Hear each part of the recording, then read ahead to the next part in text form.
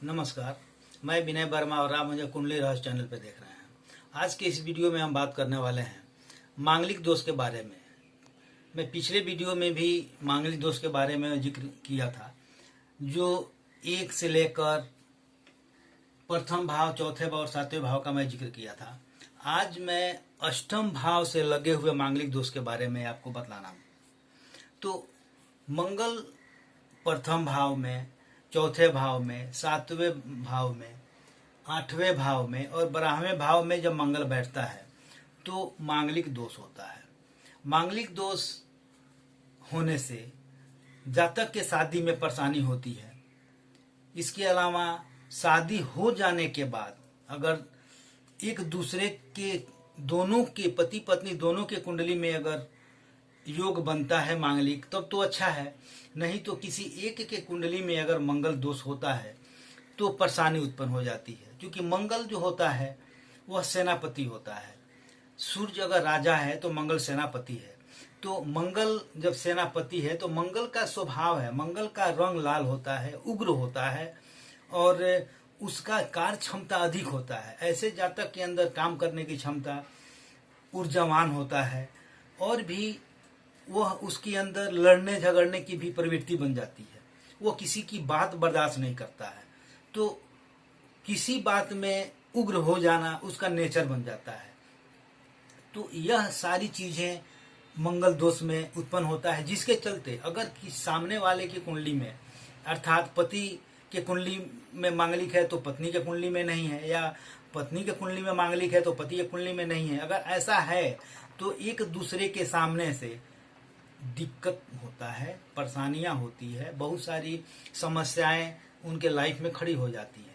तो अभी तक मैं सप्तम भाव में बैठे हुए मंगल के प्रभाव के बारे में बतलाया। आज मैं आपको कुंडली के माध्यम से बतलाना चाहूंगा अष्टम भाव में। जब अष्टम भाव में मंगल बैठता है तो इसका प्रभाव क्या होता है। सबसे पहले तो ये देखिए, जब मंगल मेष राशि, वृश्चिक राशि और कर्क राशि तथा कुंभ राशि में अगर अष्टम भाव में बैठता है, अष्टम भाव में अगर मेष, कर्क, वृश्चिक और कुंभ राशि में बैठता है तो इसका प्रभाव थोड़ा कम होता है, थोड़ा नरम हो जाता है। जो उग्र स्वभाव होता है उससे थोड़ा सा हल्का, ये नहीं कि खत्म हो जाता है, प्रभाव होता है लेकिन थोड़ा सा हल्का होता है। तो मैं इसके भाव के बैठे हुए अष्टम भाव के बारे में आपको बतलाऊंगा। अगर अष्टम भाव अर्थात मृत्यु भाव, रंध भाव भी इसको बोलते हैं, रंध भाव में अगर मंगल बैठ जाता है तो ऐसे जातक अप्रिय भाषी, व्यसनी यानी गलत गलत आचरण वाला, व्यसन, नशा वगैरह लेने वाला हो जाता है। इसके अलावा अगर पति का, पुरुष का कुंडली है तो स्त्री का सुख नहीं मिलता, या औरत का कुंडली है तो पति का सुख नहीं मिल पाता ढंग से अर्थात। और इनके कर्मों के माध्यम से, विविध उपायों से इनको संतति प्राप्त होती है, दुख होता है। इनके अपने कर्म के माध्यम से इनको तकलीफ होता है, अलग अलग समस्याएं खड़ी हो जाती है। इसके अलावा ऐसे जातक ऋणग्रस्त होते हैं, अन्यास धन की हानि होती है तथा ससुराल पक्ष को भी, ऐसे जातक अगर शादी होती है तो ससुराल पक्ष को भी कष्टदायक बनता है। ससुराल पक्ष में भी इनके चलते लोग परेशान होते हैं तथा रोगी बनाता है। तथा इसके अलावा ही इसका नजर जो है 1, 2, 3, 4 लाभ भाव में, 5, 6, 7 धन भाव में तथा 8वें भाव अर्थात पराक्रम भाव में इनका नजर होने से सदैव ऋणग्रस्त तथा अपव्ययी, ससुराल पक्ष में भी यह धन का हानि हो जाता है। ऐसे जातक के माध्यम से व्यवसाय में हानि होती है तथा भाई बहन से भी बैर भाव बना रहता है। भाई बहन से भी इनका संबंध अच्छा नहीं बनता है, क्योंकि मंगल का नजर पराक्रम भाव में भी पड़ता है। इसलिए वहां भी भाई बहन से इनका संबंध अच्छा नहीं रहता है, लड़ते झगड़ते रहते हैं, संबंध को खराब हो जाता है, छोटी छोटी बात को लेकर उनसे विवाद पैदा कर लेते हैं, इसलिए संबंध अच्छा नहीं रहता है। तो ये अष्टम भाव में बैठे हुए मंगल का प्रभाव है। अब मैं आपको ये चीज बताऊंगा कि यह मंगल जो है, मंगल का प्रभाव और भी अधिक पड़ता है जब इसकी महादशा और अंतर्दशा आती है।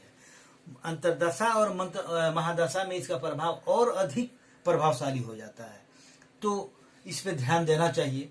अब हम बात करेंगे इनके ऐसे भाव में अगर जब महादशा उत्पन्न होगा तो ससुराल पक्ष से अगर देखा जाए विशेष रूप से संबंध खराब हो जाता है, तथा विशेष रूप से अगर देखें तो वह संबंध खराब होता है तथा उस स्थिति को उनको झेलना पड़ता है। अब हम इनके उपाय के बारे में बताते हैं। ये तो अष्टम भाव में बैठे हुए मंगल का प्रभाव हो गया, लेकिन इसका उपाय भी है। उपाय भी इसका बहुत है, ये नहीं कि एक है। आप महामृत्युंजय का जाप करें, हनुमान जी का पूजन करें। इसके अलावा सावन में, स्पेशल सावन में मांगलिक लोगों के लिए एक योग बनता है जिसमें मंगल का शांति किया जाता है। तो उसमें करना क्या होता है कि सावन के प्रत्येक मंगलवार को आप उपवास करें, महावीर जी का पूजन करें तथा महामृत्युंजय का जाप करें, ओम नमः शिवाय का जाप करें तथा सुंदरकांड पढ़ें तथा उस दिन नमक नहीं खाएं, सिर्फ मीठा खाएं। कोशिश करें कि बूंदी का लड्डू हनुमान जी को चढ़ाएं, बूंदी चढ़ाएं और उसका प्रसाद खुद खाएं तथा लोगों में वितरण भी करें। और उस दिन व्रत करके सिर्फ मीठा चीज ही खाएं, क्योंकि मीठा चीज और लड्डू बूंदी ये सब हनुमान जी को बहुत प्रिय है और मंगल के लिए हनुमान जी मेन है। तो हनुमान जी का पूजन जरूर करना चाहिए, मंगल का व्रत करना चाहिए। हनुमान जी का व्रत करें और मंगल का भी बीज मंत्र का जाप करें। ऐसे भी करने से इसमें मांगलिक दोष में शांति होता है। हनुमान जी को सिंदूर का चोला चढ़ाएं, ऐसा करने से शांति होता है। तो आप मेरे वीडियो को देखें, आप भी अपने कुंडली में देखें इस अष्टम भाव में बैठे हुए मंगल कहीं आपके कुंडली में तो नहीं है। अगर है तो मेरे विचार को सुने और उससे अपने ऊपर देखें कि ये सारी चीजें आपके अंदर हो रही है कि नहीं हो रही। अगर होती है तो आप उसके हिसाब से समाधान करें। अगर संभव हो, कुछ अगर दिक्कत महसूस हो रही है तो मेरे व्हाट्सएप पे मेरे पास कांटेक्ट करें, निश्चित रूप से मैं उसका समाधान बतलाऊंगा। तथा आप मेरे वीडियो से बने रहें, वीडियो को शेयर करें और लोगों को लाभ उठाएं। मेरे चैनल को सब्सक्राइब करें। जय माता दी।